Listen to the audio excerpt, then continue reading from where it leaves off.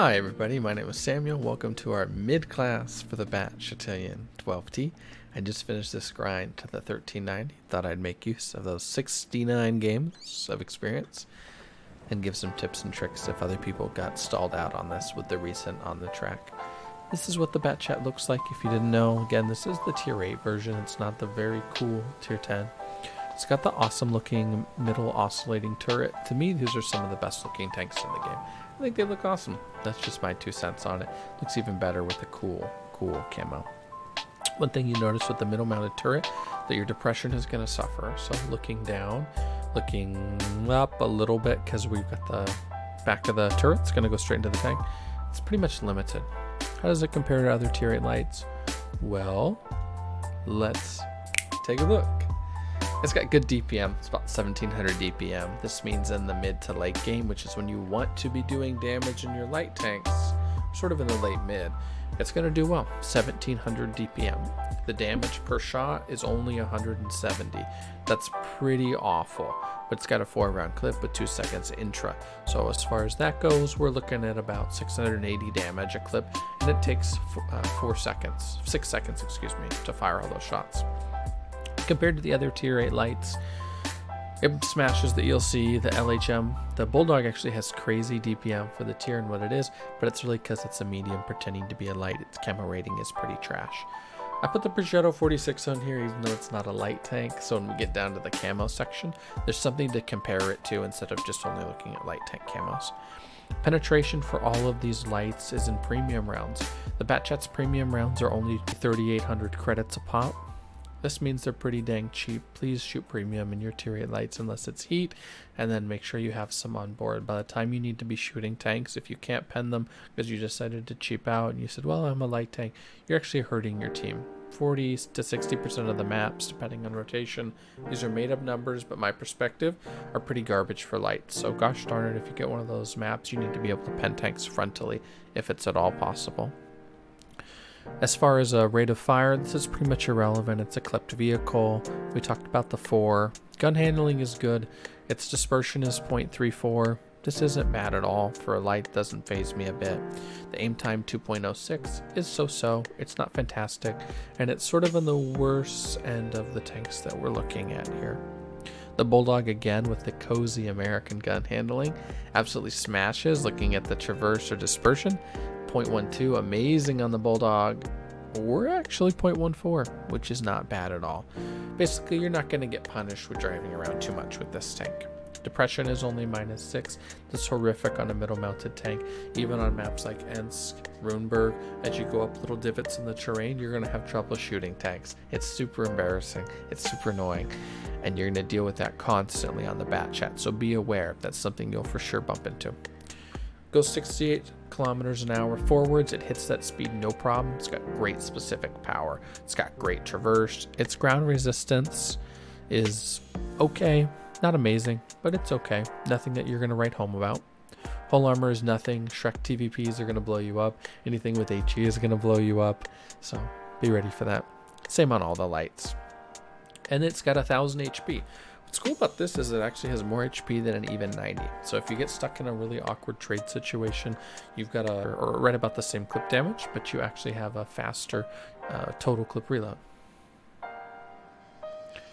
What's great about this with having 1000 HP is that even if you're having to clip out something like an ELC, you start with more HP and you've got a better clip reload, so you're actually able to win that fight. From a stationary camo standpoint, it's got good camo. It's not the best. This tank is not going to be the best in class. If you want to be passive spotting, an ELC is going to be great. If you want to be running around an active spotting, the 432 is going to be great. I only put one premium light on the list though, because I really believe in comparing it to tech tree variants that any of us can get at any point. That 44.34 is still pretty dang good compared to a Progetto, for some perspective, of 31.16. After firing, it still has a 10.38 camo rating. This is actually worse than the ELC and worse than the LH. Of course, it's better than the Bulldog, the medium tank pretending to be a light. Moving camo equally as good. View range is the other thing. So we're running BIA on these crews, situational awareness, we're running food. We're seeing 460. That means from an equipment loadout standpoint, which we have here at the top, We're running APCR just like I talked about. We're running CVS in the first slot because we were already seeing 445. So we're running Commander's Vision System. We're running Optics and Concealment. This is with as many buffs as possible.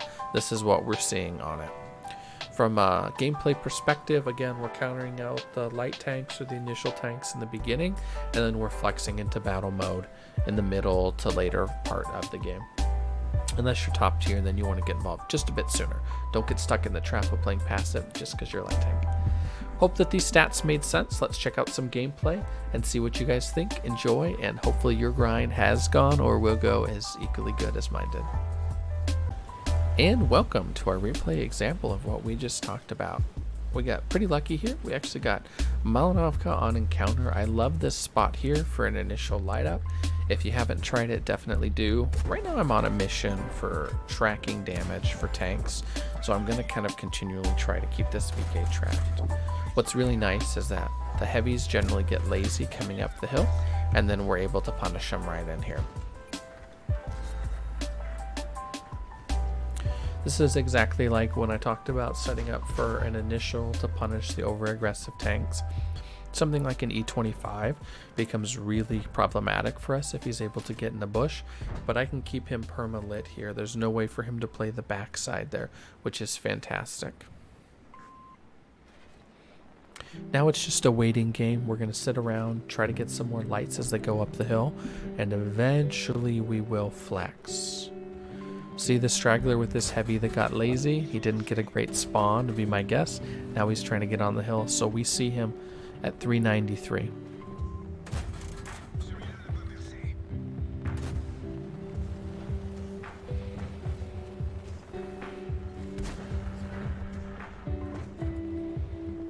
No real chance to pen on Emil 1951 unless I can get side turret, so just best to wait. Now that our team has mostly won the hill, we contributed a good amount of damage to that as well. We're on almost 2,000 combined in less than 3 minutes, and it's just because we had a good setup. Now here, I don't necessarily recommend this in your pubs. I needed a track, and I needed it for my mission. So we are going to continually try to track this guy. If you don't need a tracking mission, you don't need to poke on the MOE or the Emil until we're sure that you're safe. Here's where it gets a little squirrely for most people that are playing lights, me included. I'm not exempt from that. The Leo's a problem. We can't deal with him without going down. That makes it unsafe. We also can't just run down this hill. That's not safe either. What we'd love to do is find a way to get free shots down the hill if I see them with my vision. Again, remember we're seeing 460. And if not, then we'll try to circle back around.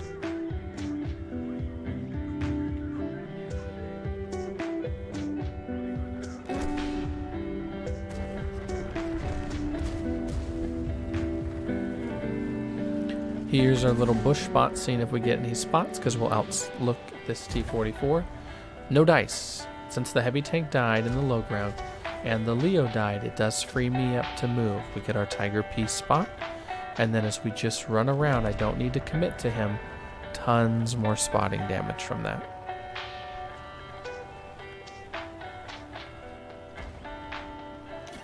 Now I'm one track short, and so I poke on a Scorpion G. And I don't have depression. That goes back to exactly what we were talking about. The Scorpion G is a tall tank, but he's a little bit down on the terrain. I'm middle mounted here, and I would have to pull around this way, which would have been unsafe. You will find yourself getting baited a little bit with this tank for that reason. So keep in mind, but again, if you don't need a tracking mission, don't pull around on a Scorpion G.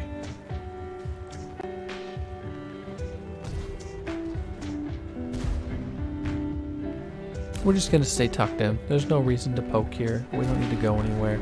We have no depression again. Watch me try to look for that shot. I've got nothing. However, the AT is going to donate a track to the cause. 2 shots later, tracking mission's done, and now we can actually get back to some good, intelligent gameplay.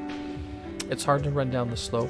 If you check out the HP, the game's very close. If the ELC is passive in the back, he'll outspot me, remember, because he actually has a better camo rating, assuming he has the same kitting.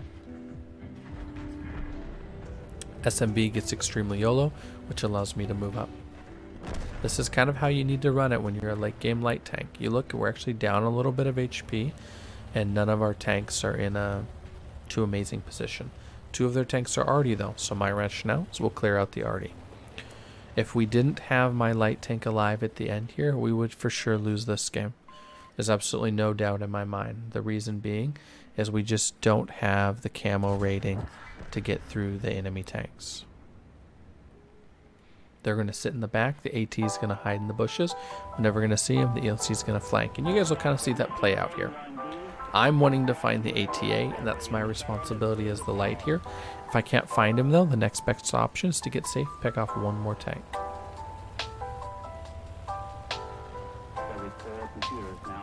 Don't hit a tree. Like I said, this is a mid-class, not a master class.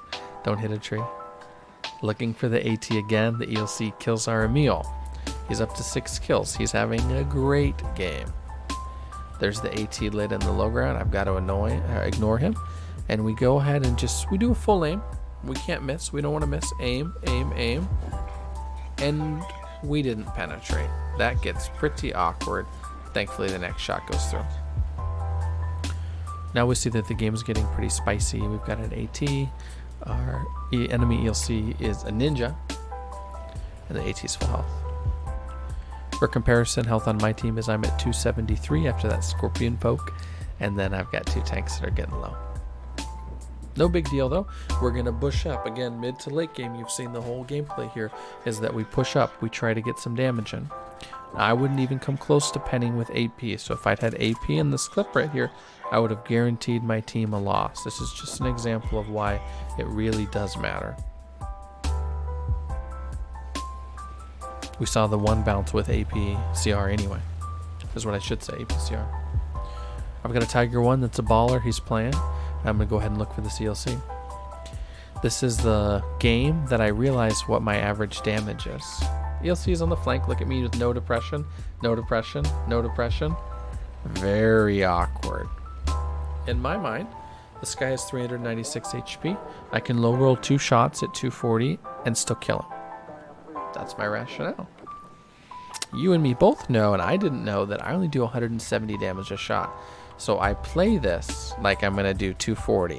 I flip my front around. I make sure I'm going to have the depression when he comes up the hill. I get set for him. Pop him for 166. I go, oh, it's a low roll. It's okay. Pop him again for 178. And I die. And I leave this game going, I low rolled. So don't be as dumb as I was here. Because I didn't low roll. I actually rolled very, very, very normal. Thankfully, I've got a Tiger 1 that believes in reverse. Absolute mad lad with the shot. Hopefully this gave you guys a good overview on the game. We ended up with about 5,700 combined on this. Early spots, counter out their early tanks, flex up in the mid game, and use the bushes to your advantage. Don't trade poorly. If I hadn't traded on that Scorpion, for example, I could have easily clipped out the ELC and it wouldn't have been a problem. So my own mistake almost cost the team in the end on a very, very close game. Also, big shout out to the ELC. He did a great job. Hopefully you guys enjoyed this mid-class. I hope it was a good time. Hit the like button, subscribe if you enjoyed. We're on our way to 100 subscribers, and let me know if there's more videos you'd like to see in the future. Thanks.